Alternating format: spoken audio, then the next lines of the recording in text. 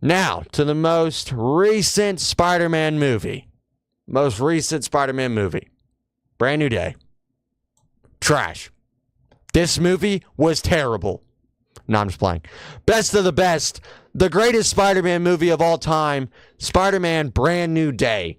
So stinking good. Oh my gosh.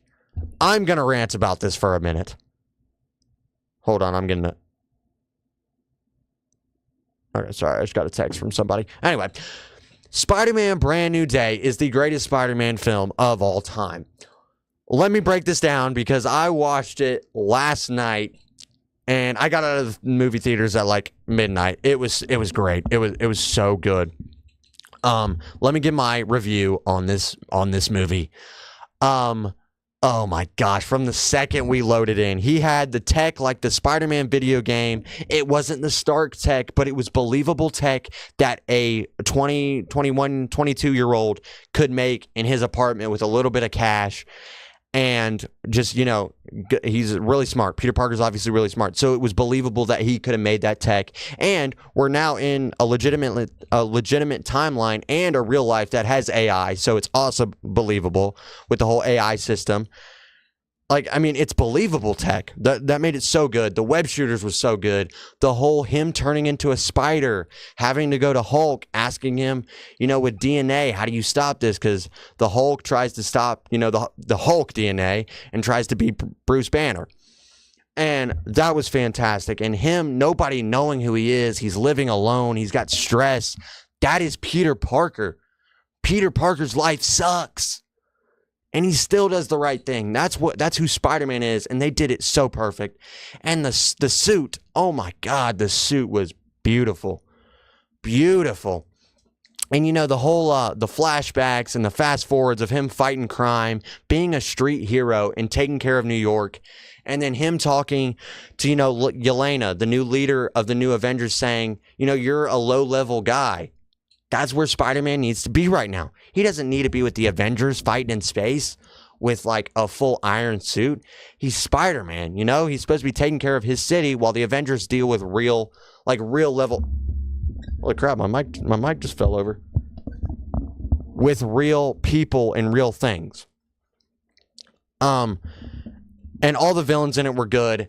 And the whole reveal with Jean Grey. Oh my gosh.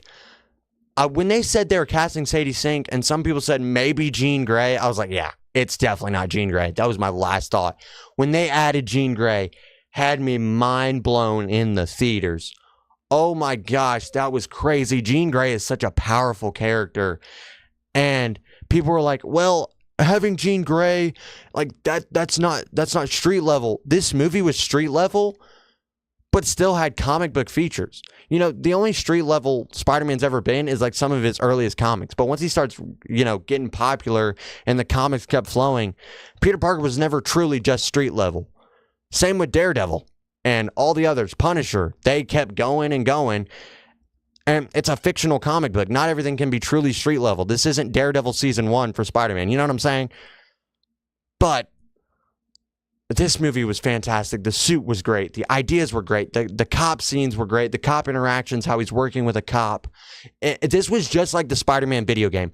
The Spider-Man video game was so perfect, and it had so many parallels, and that's what made it great. And it had so many comic book references, and how there was no like true villain. I liked how they did that. It was so perfect. And Peter, you know, changing into a spider, that makes sense. If someone was like that in real life, wouldn't they slowly start getting more and more like towards the other gene pool, I guess? Like if I got bit by a radioactive spider, wouldn't I slowly develop more spider tendencies and stuff like that? It makes sense from a certain standpoint. And the comedy in it, the comedic reliefs, the funny jokes where he accidentally puts on a random girl's clothes and has to walk through a hallway, and it's just like 20 seconds and hilarious. Fantastically done. I don't even know if fantastically is a word, but it was done fantastic. And then Punisher, oh my gosh, Punisher was the best character in the movie. Punisher in Jon Bernthal is hilarious. He wasn't even trying to be funny, but he had such comedic relief.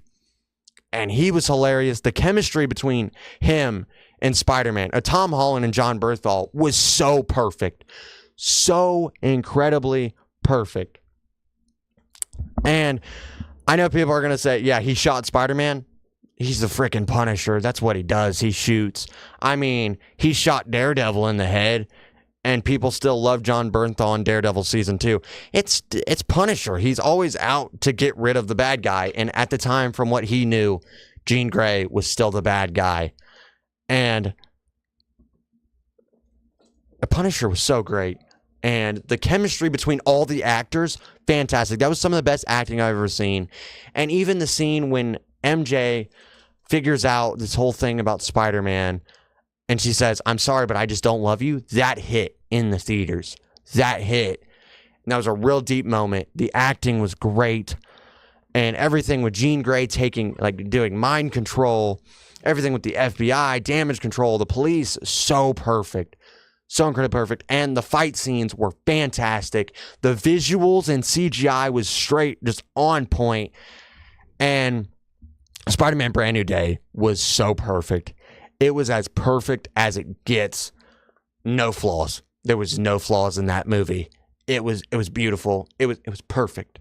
Perfect down to the last minute details. It was great. It was fantastic. And then the ending, scaring you with Spider-Man almost dying, that was great. And then Punisher putting on the mask and acting like a goon. You never see Punisher do that, but it was perfect comedic relief. It was hilarious. It was funny.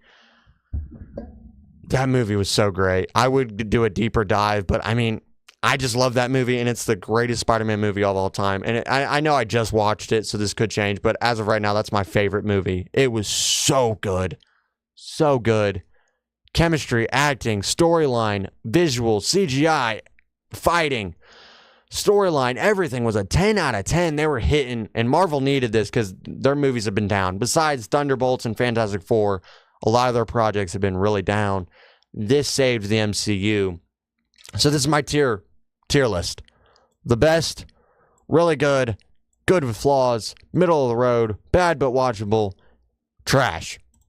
So if I had to do this in like an actual ranking, Spider-Man Brand New Day, number 1, TASM 1, number 2, Spider-Man 2, number 3, Spider-Man No Way Home, number 4, Spider-Man 3, number 5, Spider-Man Far From Home, number 6, number 7, number 8, number 9, number 10, Venom doesn't really count, and then number 11, Spider-Man Far From Home.